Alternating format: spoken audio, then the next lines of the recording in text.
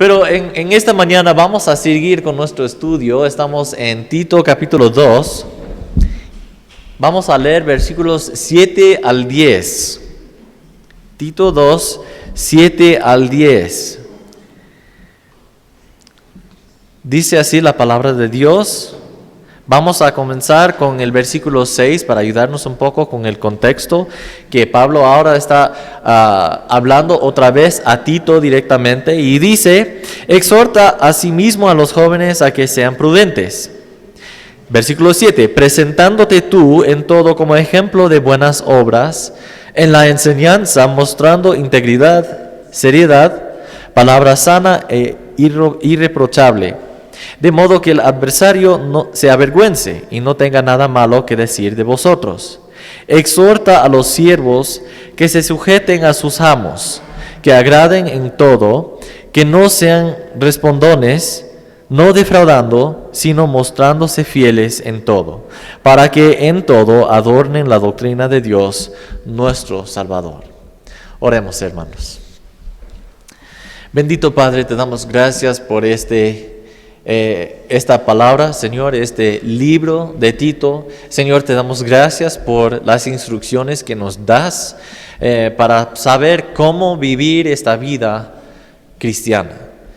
Señor, confesamos que somos criaturas débiles y que de verdad nuestros mejores esfuerzos, si es que provienen de nosotros mismos, no nos sirven para nada. Entonces, Señor, confesamos que necesitamos tu ayuda, necesitamos tu gracia para poder vivir esta vida cristiana, para poder vivir en obediencia a tu palabra. Ayúdanos en esta mañana a captar bien este mensaje y ver claramente lo que debemos cambiar de nuestras vidas, porque sabemos que somos pecadores, sabemos que fallamos, sabemos que necesitamos mejorarnos en ese proceso de santificación, pero también sabemos que necesitamos tu ayuda para hacerlo. Entonces pedimos de ti esta ayuda preciosa. Señor, pedimos que nos des el ánimo donde sea necesario. Algunos de nosotros estamos padeciendo, estamos sufriendo, estamos cansados, estamos tristes, estamos cargados de muchas presiones de este mundo, Señor, sea del trabajo, de la familia. Señor, ayúdanos a echar todas nuestras cargas sobre ti. Señor, te damos gracias porque nos invitas a hacerlo, nos invitas a confiar en ti, a hallar descanso, un reposo verdadero en ti, en Cristo Jesús. Y eso es lo que pedimos de ti en esta mañana. Y oramos todo en el nombre de Jesús. Amén. La semana pasada comenzamos hablando de los padres, ¿no?, que enseñan a sus hijos que no hagan ciertas cosas, pero ellos mismos siguen haciéndolo, ¿no? Y los niños, observando a sus padres, ¿qué van a hacer? ¿Van a obedecer sus palabras o van a imitar sus ejemplos? Obviamente, por la mayor parte, van a seguir e imitar el ejemplo de los padres. Las palabras tal vez van a entrar por un oído y salir por el otro. Entonces, las palabras en sí no son suficientes para ayudar a los niños, sino que los padres tienen que proveer un buen ejemplo para sus hijos. Entonces, esta ilustración era un poco del lado negativo, ¿no? De que si es que no cumplimos con esto, vamos a proveer un mal ejemplo para nuestros hijos que probablemente van a seguir. Pero esta mañana quisiera presentar un ejemplo un poco más positivo, casi de este mismo tema. Pero nosotros vemos una y otra vez en la palabra de Dios, específicamente en el Nuevo Testamento, que nuestro hablar y nuestro caminar deben concordar, ¿no? Deben estar de acuerdo. Entonces no debemos ver una gran diferencia entre lo que nosotros predicamos y lo que vivimos. Entonces deben estar de acuerdo estas dos partes. Algunos de ustedes ya conocen algo de la historia de ese gran reformador Martín Lutero, ¿no? Que antes de ser un reformador, él también fue un monje católico. Pero en este proceso de buscar la verdad de la palabra de Dios como monje, él sentía esa carga, ese peso de sus pecados que no podía quitar. Entonces, él eventualmente, estudiando la palabra de Dios, reconoció las herejías y las doctrinas falsas de la Iglesia Católica.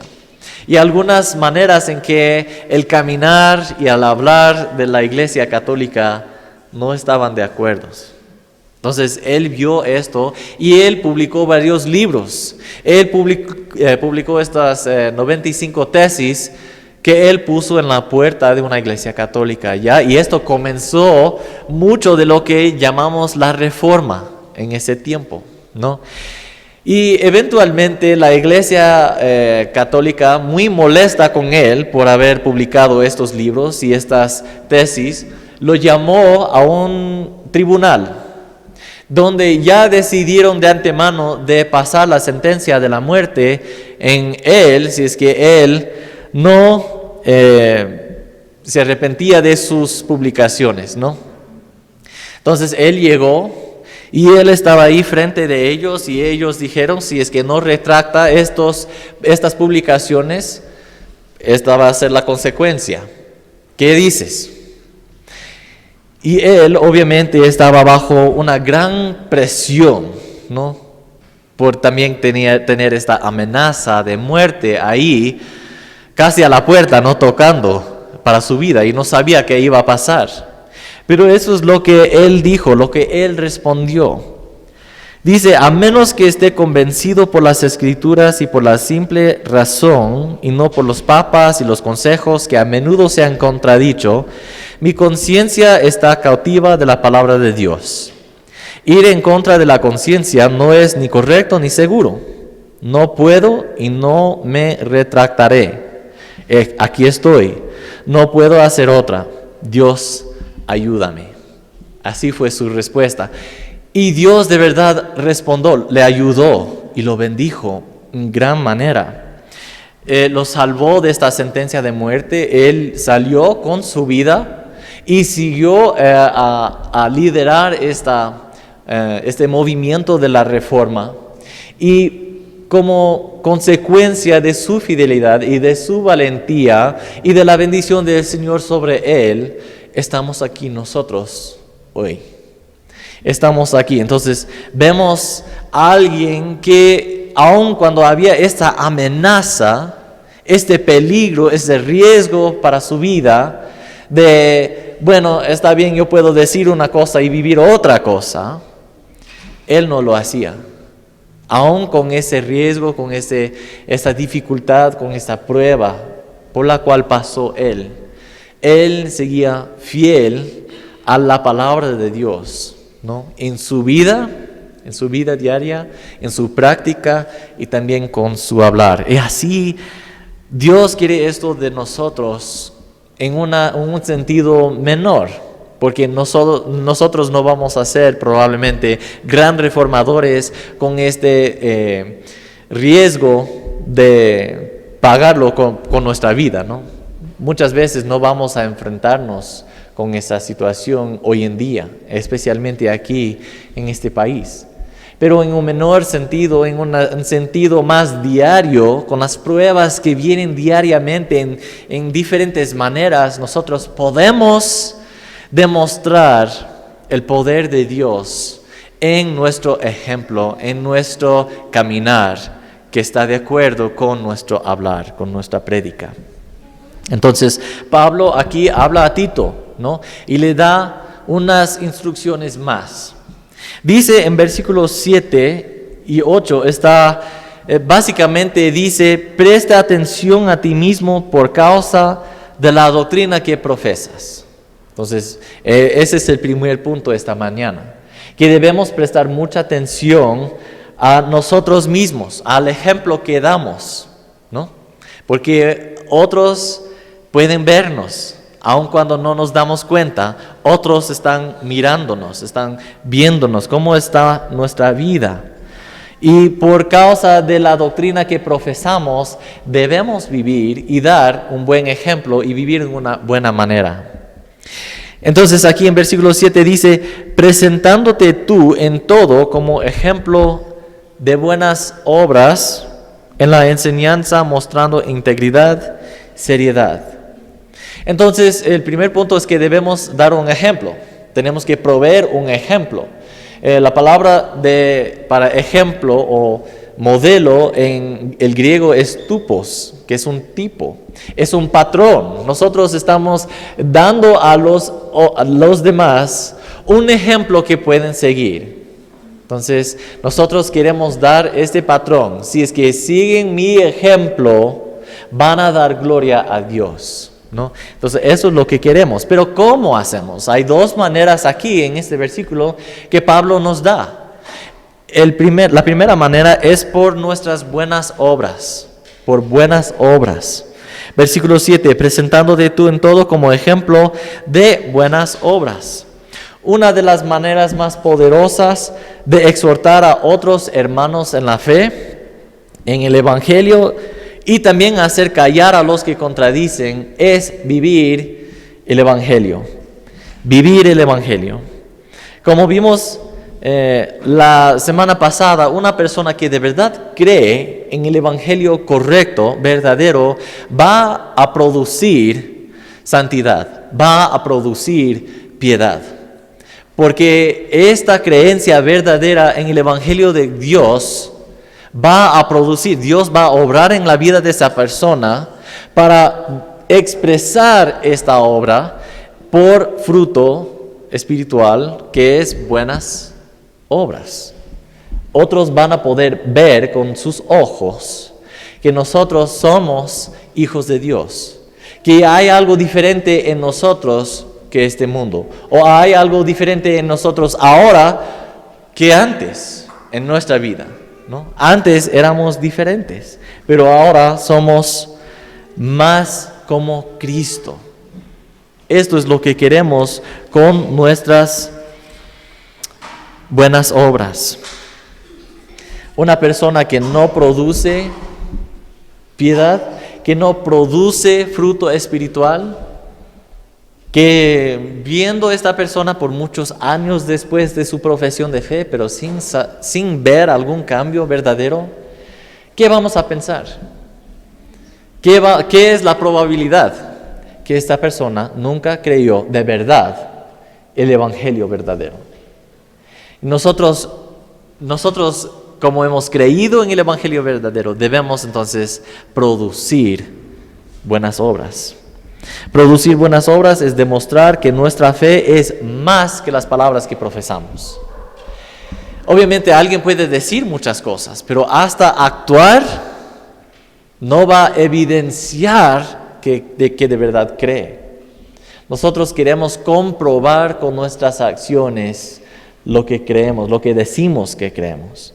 Pero ¿cómo podemos vivir el Evangelio?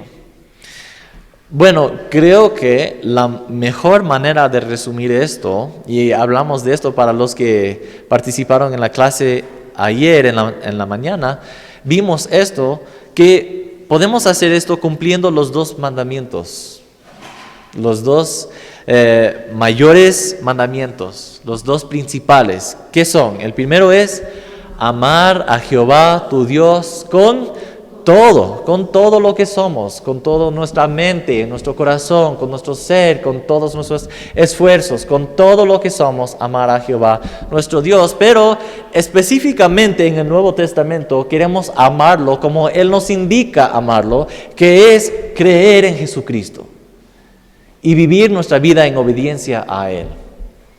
Esto es amar a Jehová. Es creer que el Hijo que Él envió para morir por nosotros merece toda nuestra vida. Él merece una respuesta de gratitud, una entrega total de nuestra vida. Eso es lo que Él merece. Él es digno de todo lo que somos. Esa es la primera manera de vivir el Evangelio. La segunda es el segundo mandamiento, que es amar a tu prójimo como a ti mismo. Actos de servicio. ¿Cómo podemos demostrar a los demás que amamos a Dios? Amando a nuestro prójimo. Hasta a un extranjero que de verdad no conocemos. Amando a esta persona con el amor de Cristo. Esto es vivir el Evangelio. Y vamos a ver esto un poco más detalle en unos momentos. Entonces, la primera manera en que podemos dar un buen ejemplo es por nuestras obras. La segunda manera es por las enseñanzas, nuestra enseñanza que damos. Específicamente para los líderes, ¿no? En Tito capítulo 2, versículo 1, Pablo dice, pero tú habla lo que está de acuerdo con la sana doctrina. Esta es la enseñanza a que se refiere aquí en versículo 7. La enseñanza de la sana doctrina. ¿Y cómo debemos predicar la palabra de Dios? Aquí nos da algunas instrucciones más específicas, ¿no? Versículo 7. En la enseñanza mostrando integridad al mensaje original que recibimos, el mensaje correcto, no cambiando el mensaje de la doctrina según las circunstancias en que se encuentre.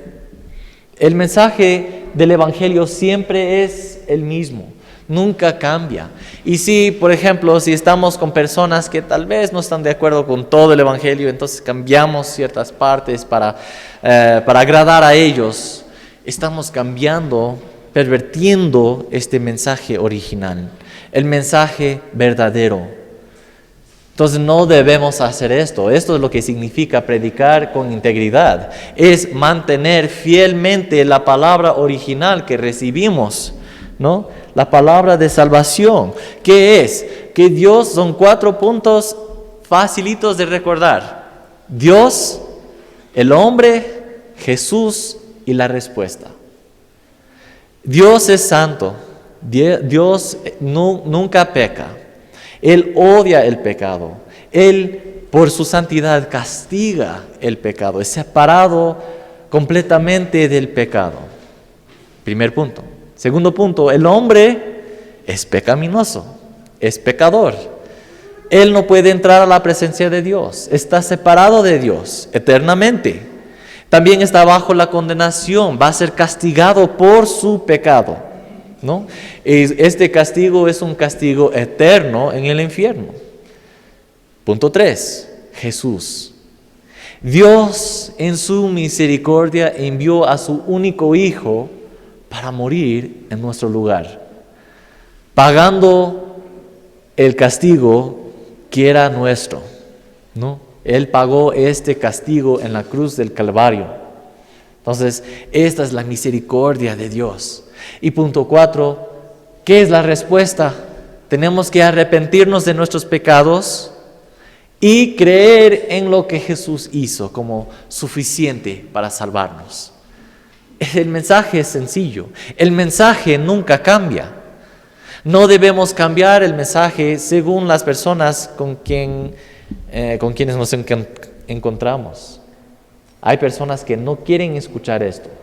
No quieren escuchar el mensaje verdadero, pero igual tenemos que seguir predicando este mensaje, no pervirtiéndolo para agradar a las personas. Entonces, con integridad, la primera manera de predicar. La segunda, con seriedad, o en otra versión dice con dignidad.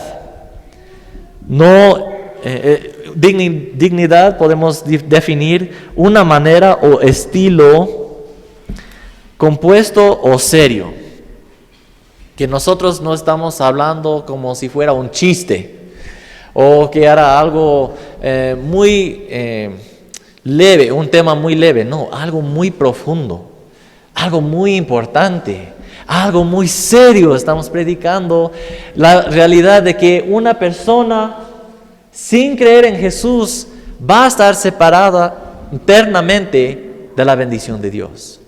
Nunca experimentará jamás paz, ni gozo, ni alegría, ni esperanza.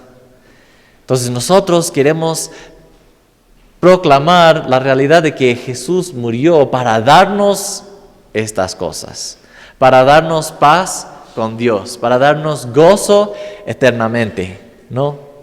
Eso es lo que queremos predicar, con seriedad. Respetamos y honramos a Dios y su palabra. cuando la proclamamos, ¿no? Queremos tener mucho cuidado de honrar a la palabra de Dios.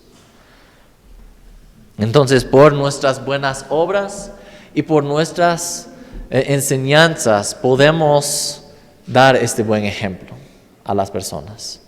Y esto es lo que necesitamos hacer, y lamentablemente en este mundo caído es muy difícil a veces vivir así. Cuando alguien nos maldice, queremos maldecir, ¿no? Cuando alguien nos hace dificultades en nuestra vida, queremos responder así, de la misma manera. Pero Dios nos llama a vivir diferente. La vida de cristiano es una vida radical. Es un cambio radical en la vida de un cristiano. ¿Cómo es esta palabra que predicamos? Pablo nos da unas maneras en que debemos predicarla, en integridad y con dignidad, seriedad. Pero ¿cómo es la palabra? La palabra sana, ¿no? La palabra sana es algo saludable, es algo bueno para nuestra alma. Necesitamos este medicamento para ser mejor, ¿no? Es algo que nos ayuda. Es una palabra sana. Entonces es como dar verduras espirituales en lugar de la comida chatarra, ¿no? Es algo sano para nosotros. Es la palabra de vida. Nosotros ya hemos considerado antes, en otros momentos, otras prédicas, que la palabra de Dios siempre es buena y que siempre tiene palabra de vida. Es vida para nosotros. ¿Qué dijo Moisés? ¿Qué dijo Jesús? No solamente por el pan vivirá el hombre, sino por cada palabra que sale de la boca de Dios. La palabra de Dios es sana, es todo lo que necesitamos para nuestra vida espiritual. Pero también es irreprochable. Es siempre consistente, es siempre correcto este mensaje. Nadie puede acusar el mensaje de tener algo que está malo para nosotros. No hay pecado en este mensaje, no hay algo malo en este mensaje. Este mensaje es irreprochable. El mensaje, el evangelio de prosperidad, en cambio, no es irreprochable. Porque para recibir este mensaje tiene que pagar, tiene que dar algo para recibir algo de Dios. Pero el evangelio verdadero dice, no podemos dar nada a Dios porque todo es suyo.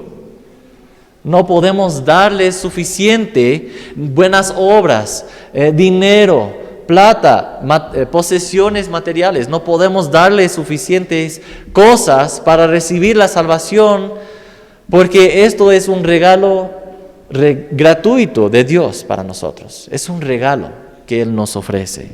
No podemos comprar la salvación. Esta es la diferencia.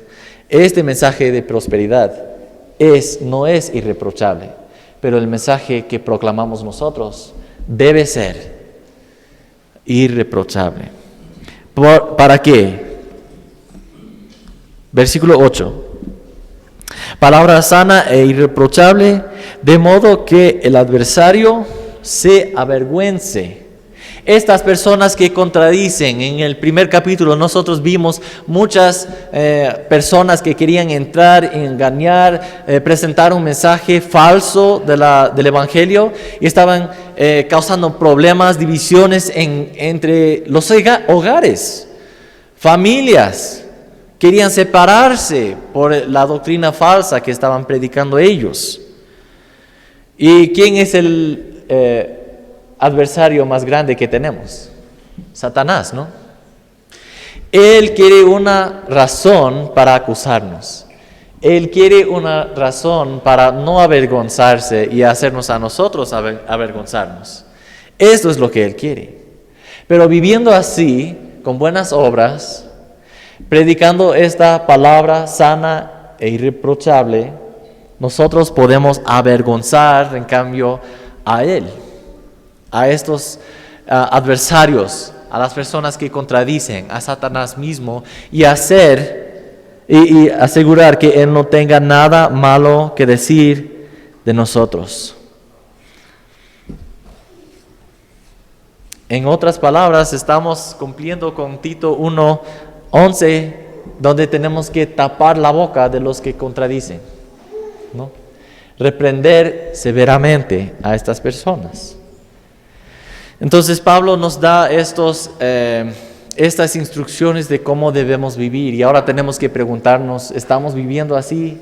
¿Cómo está mi vida? ¿Estoy produciendo buenas obras? ¿Estoy viviendo de verdad para Dios, para el bien de mi prójimo? ¿O estoy viviendo más buscando mis placeres, buscando maneras de agradar a mi persona?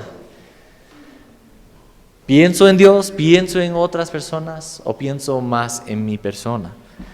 Entonces, obviamente somos pecadores y vamos a fallar en esas maneras. Somos personas egoístas. Entonces, reconociendo esto, podemos arrepentirnos de esto y hacer una entrega nueva a Dios y adoptar una nueva actitud dispuesta y lista para producir buenas obras, para amar a Dios, para amar a nuestro prójimo, para vivir el Evangelio, para predicar la palabra correcta.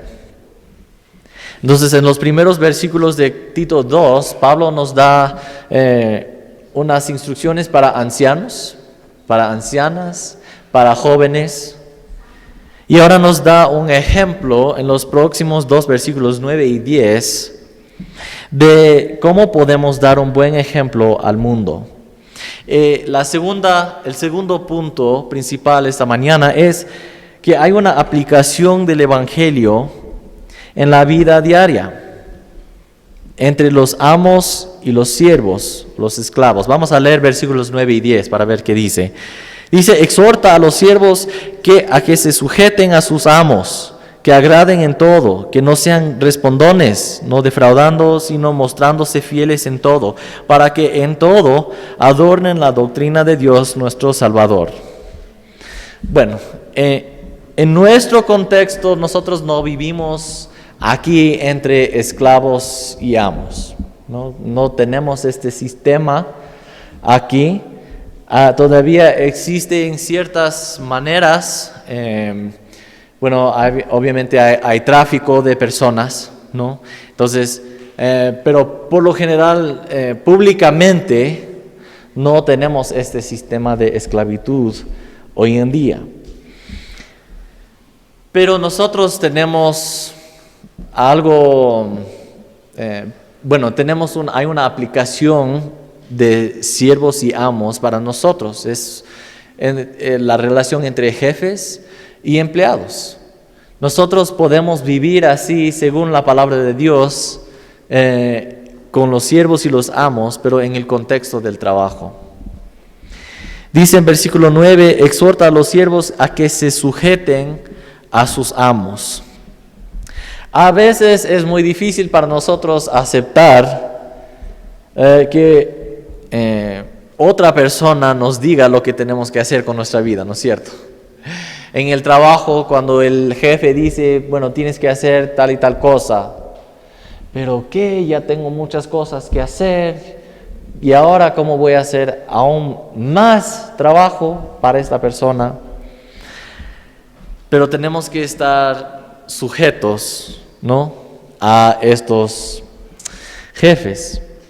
A mí personalmente, y creo que no estoy solo en esto, pero a mí no me gusta la idea de que otra tenga autoridad sobre mí.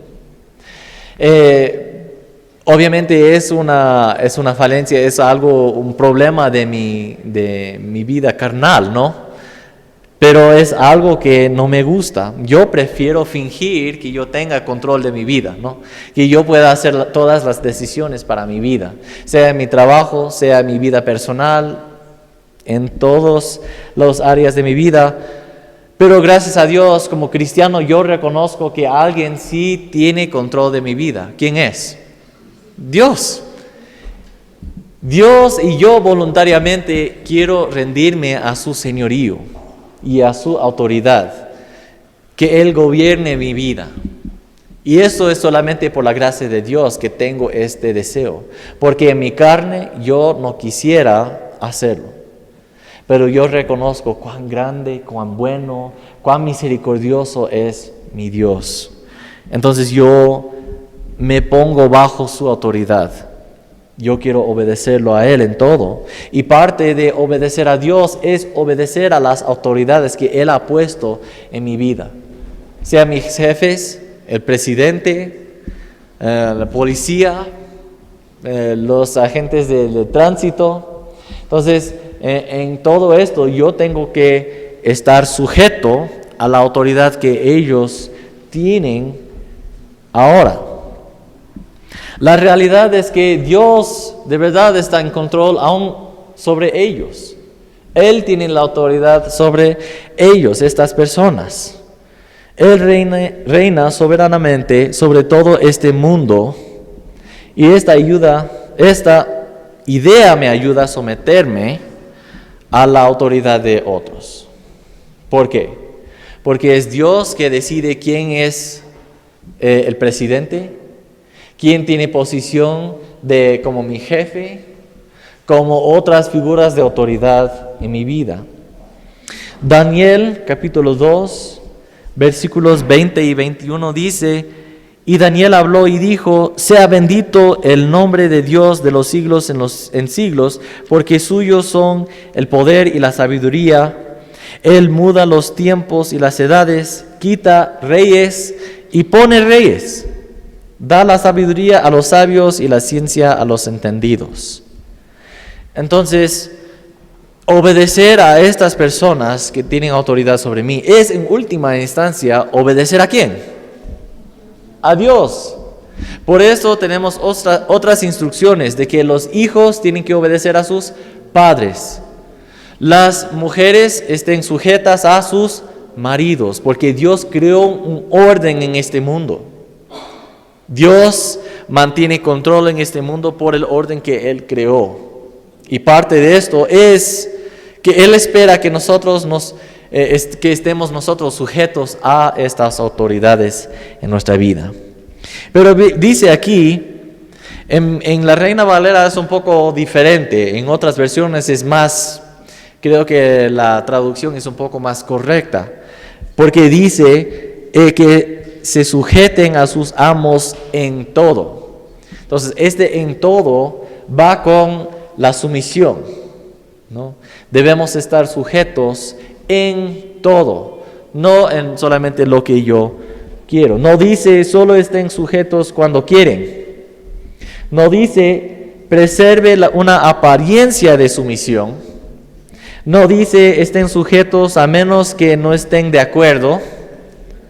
No dice estén sujetos a menos que no entiendan. Dice en todo. Obviamente en todo excluye el pecado. Dios no quiere que pequemos, ¿no? No debemos pecar nunca, jamás. Entonces, si es que nuestro jefe o alguna autoridad quiere que pequemos en alguna manera, debemos desobedecer a esta persona, porque en última instancia estamos obedeciendo ¿a quién? A Dios, ¿no? Él de verdad tiene la última palabra para nuestra vida. Pero también hay que entender la diferencia entre un esclavo que no tenía opción de salir y buscar otro amo, ¿no? Era en ese tiempo propiedad de una persona. Hoy en día, como empleados, una persona puede decidir, ya no quiero estar sujeto a esta persona, a este jefe. Ya no puedo. Yo tengo que salir y buscar otro trabajo. Pero mientras que quiere seguir trabajando donde esté, tiene que someterse a este jefe, ¿no? Yo no puedo decidir, yo quiero quedarme en ese trabajo, pero yo voy a hacer lo que yo quiero y no lo que el jefe me mande. No, tenemos que obedecer las autoridades en nuestra vida.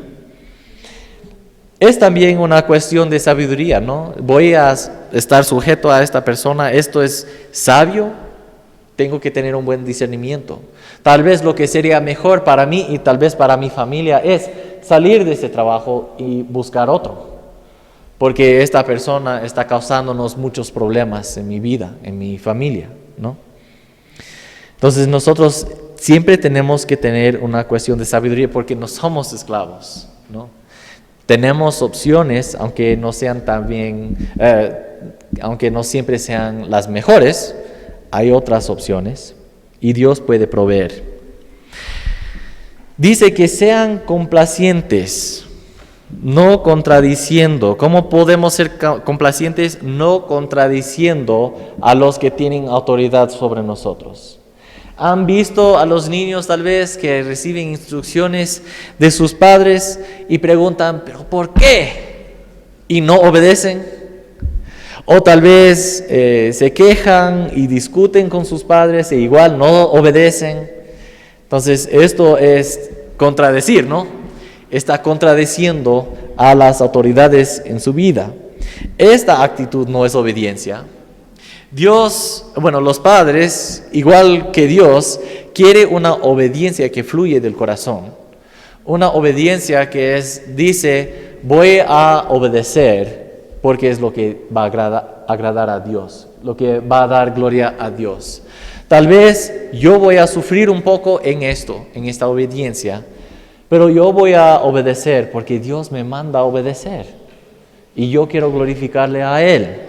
Y yo sé que en última instancia, Él va a restaurar todo lo malo de este mundo. Y todas las dificultades que yo sufro aquí sirven para hacer que estar en la presencia de Dios en el cielo es mucho más dulce. Va a ser mucho más dulce después de pasar por pruebas aquí, siendo fieles a la palabra de Dios. En versículo 10 continúa con esta idea. No defraudando. Tal vez conocen a personas que quieren tal vez robar algo de los jefes, que tal vez tiene cuidado de finanzas o no sé, pero están robando algo, está poniendo algo en los bolsillos de vez en cuando, cuando el jefe está mirando en otro lugar, está poniendo cosas así, pues no me paga suficiente, entonces es mi derecho, ¿no? Tomar un poco más. Pero no debemos vivir así porque trae deshonra, ¿no? En el nombre de Dios, en la iglesia, en la reputación, en nuestra profesión de fe. Pero entonces no debemos vivir así, sino mostrar buena fe, toda buena fe. Capítulo 2, versículo 10, no defraudando, sino mostrándose fieles en todo.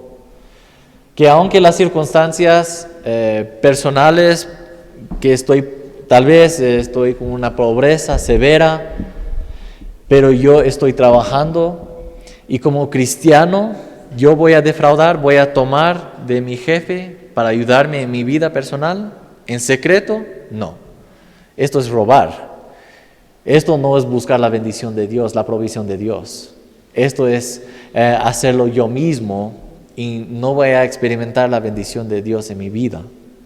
Entonces, aún en medio de la pobreza, si es que yo tengo cargo de finanzas o de algunas cosas del jefe, yo tengo que cuidarlo como si fuera del jefe y no de mi persona, ¿no?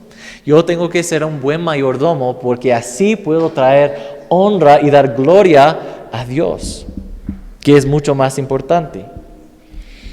Ahora, una pregunta, ¿hay un lugar para nosotros dar nuestra opinión o dar nuestras ideas a nuestros jefes, a las autoridades, por ejemplo, los gobernantes? Tal vez sí y tal vez no, ¿no? Siempre depende de qué quieres decir, cómo va a bendecir, dar gloria a Dios, cómo va a bendecir a otros también, cómo va a bendecir al jefe, cómo puedes vivir una vida como un siervo fiel, ¿no? Entonces siempre tenemos que tomar estas cosas en cuenta, pero a veces es permitido dar voz a nuestras preocupaciones, ¿no? A lo que estamos pensando.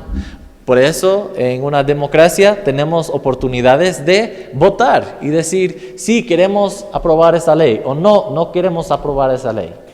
En esta instancia tenemos opciones, pero tal vez con un jefe que es muy severo, tal vez muy injusto con nosotros, a veces no tenemos voz, no tenemos una voz en lo que está pasando ahí. Y tenemos que estar sujetos aún. Entonces siempre tenemos que, con la ayuda de Dios, discernir qué sería mejor. Pero nosotros vemos que en ese proceso de estar sujetos a nuestros jefes, a los gobernantes, es una cuestión en última instancia de nuestro corazón. ¿Cómo está mi condición espiritual delante de Dios? Dios no nos permite, y justo hablamos o leímos en Primera de Pedro capítulo 2, ¿no? Que debemos honrar a los gobernantes, debemos respetar a los gobernantes. Esto entonces prohíbe que yo hable mal de los gobernantes. Tal vez hablar la verdad, ¿no? Y decir, pero estos hombres hicieron esto que no es ético, no es moral, no es bueno. Pero hablar de, por ejemplo, en una manera que trae deshonra en ese gobernante, no es de Dios. No debemos vivir así. Tenemos que tener mucho cuidado de la manera de hablar aunque los gobernantes injustos, Dios nos da permiso de hablar de cualquier manera de ellos. ¿Sí? Entonces es una cuestión del corazón, porque confiamos que Dios puso a esta persona ahí con un propósito. Y eventualmente esta persona va a salir, o por la muerte, o por cambios políticos. Entonces podemos confiar que Dios va a hacer las cosas. Nosotros, tal vez es un poco difícil. Nosotros tenemos hermanos de Venezuela y ellos han experimentado dificultades en su país como consecuencia de líderes no tan sabios. También hay otros países en este mundo como norte de Corea, donde los líderes oprimen mucho a la gente. Entonces, ¿nos da la libertad de hablar mal de ellos, de los líderes? No. Debemos orar, sí. Debemos orar que Dios libre este pueblo de esta situación, de este gobernante. Pero hablar mal, así, ser calumniadoras de estos líderes, de estas personas, no. No tenemos permiso para esto. Oramos. Es la mejor manera de ver un cambio que queremos realizar. Vemos la naturaleza radical del Evangelio en Mateo 5. Pasemos a Mateo 5.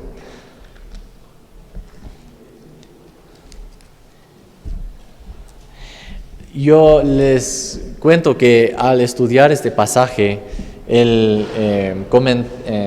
comentarista John MacArthur escribió que nunca vemos permiso en la Biblia de tener revoluciones, de responder de esta manera a nuestros gobernantes. Y esto provocó en mí una investigación más en este tema.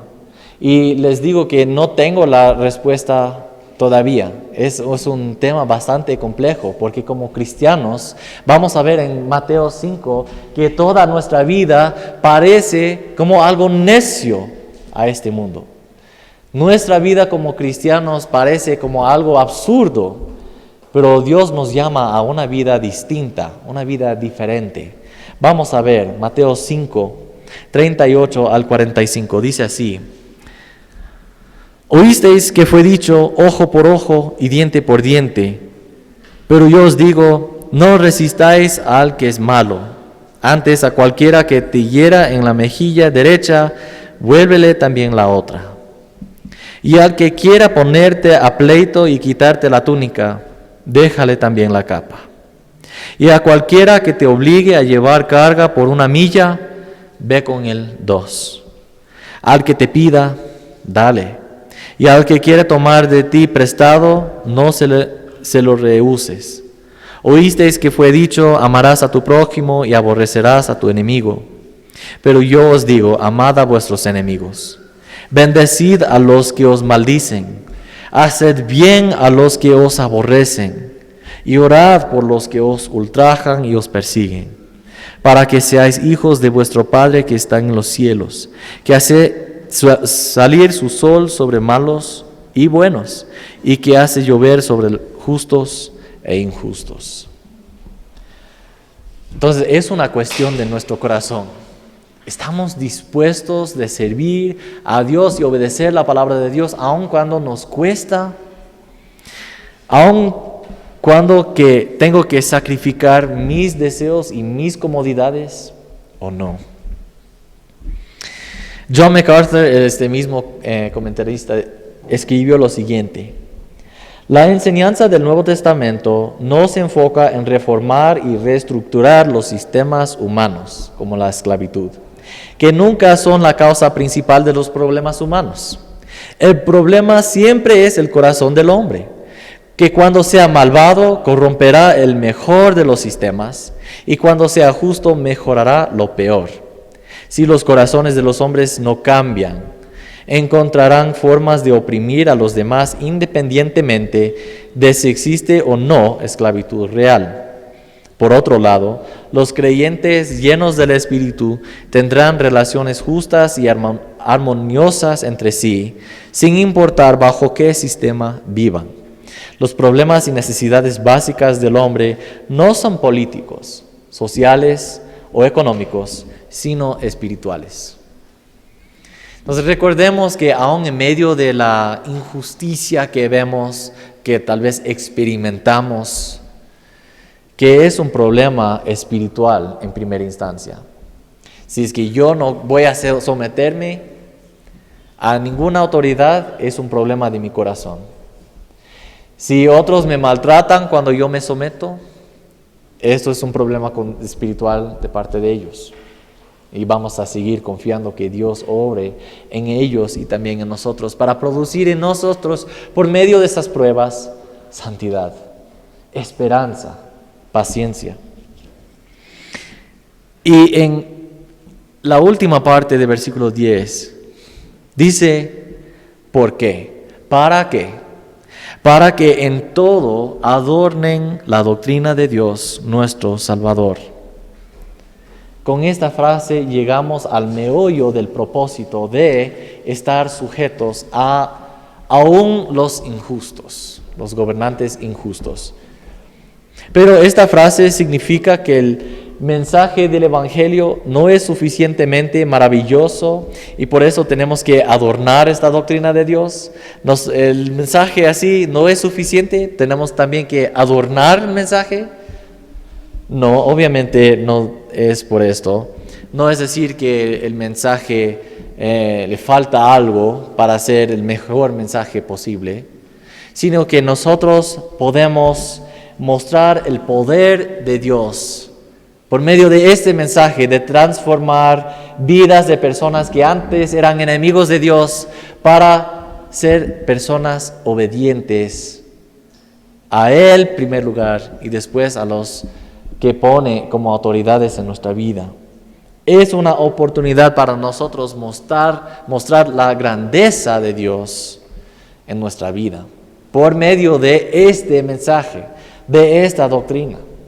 Es por causa de esta palabra de esperanza que yo puedo estar sujeto a un jefe injusto, a un sistema de gobierno, un sistema político injusto. Porque a final de cuentas no busco mi gloria, no busco lo que más me agrada a mí, sino yo busco la gloria y el reino de Dios más que todas las cosas. O así debo vivir, ¿no? Como cristiano. No es decir que es fácil, es muy difícil, pero vale la pena. Antes, tal vez no nos someteríamos tan fácilmente a nuestros jefes o gobernantes, Pero ahora en Cristo Jesús podemos dar un ejemplo que, aunque parece algo necio a este mundo, da un buen ejemplo que proclama la misericordia de Dios y el poder de Dios. Mateo 5:16 dice: así alumbre vuestra luz delante de los hombres. ¿Para qué? Para que vean vuestras buenas obras y glorifiquen a vuestro Padre que está en los cielos. El propósito de nuestra obediencia es para la gloria de Dios. No es para nuestro bien. Nosotros no somos parte de este mundo. Somos ahora distintos. Pertenecemos al reino de Dios. Nuestro hogar no es aquí. Nuestro hogar está allá con Dios. Entonces, con esta esperanza podemos tranquilamente someternos a cualquier injusticia para la gloria de Dios, sabiendo cuál es nuestro fin. Entonces, cuando tu jefe te maltrate o te trabaje demasiado o te reprenda mucho sin razón, usa la situación como una oportunidad de demostrar el poder de Dios en tu vida, de demostrar la paciencia que Dios te da, de soportar injusticias porque confías en alguien que está en control de ellos, ¿no? Está en control de esta situación. Recordemos que este ejemplo que debemos dar comienza con un corazón dispuesto a servir y obedecer. En esta semana busca maneras de cumplir con estas instrucciones, de bendecir cuando otros hacen que la vida sea mucho más difícil para nosotros. Busquemos maneras de bendecir a estas personas y orar por estas personas que necesitan de verdad oración, necesitan esta palabra de Dios, este mensaje de Dios para ser salvos. Si no conoces a Cristo, todavía no has sometido tu vida a la autoridad suprema que existe, a Dios, al señorío de Jesucristo. Entonces debes entregarte a Él toda tu vida, al señorío de Jesucristo.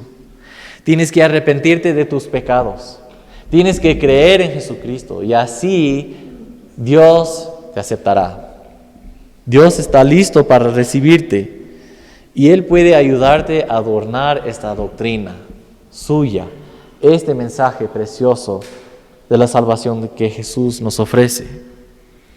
Si estás siguiendo a Jesús, pregúntate cómo puedes expresar y dar un mejor ejemplo y expresar esta confianza que tienes en Dios, en cualquier situación que estés, sea en tu trabajo, en tu familia, en cualquier otra situación entre amigos, y así comprueba que Dios puede cambiarnos por su gracia y por el poder de este mensaje que predicamos. Oremos, hermanos.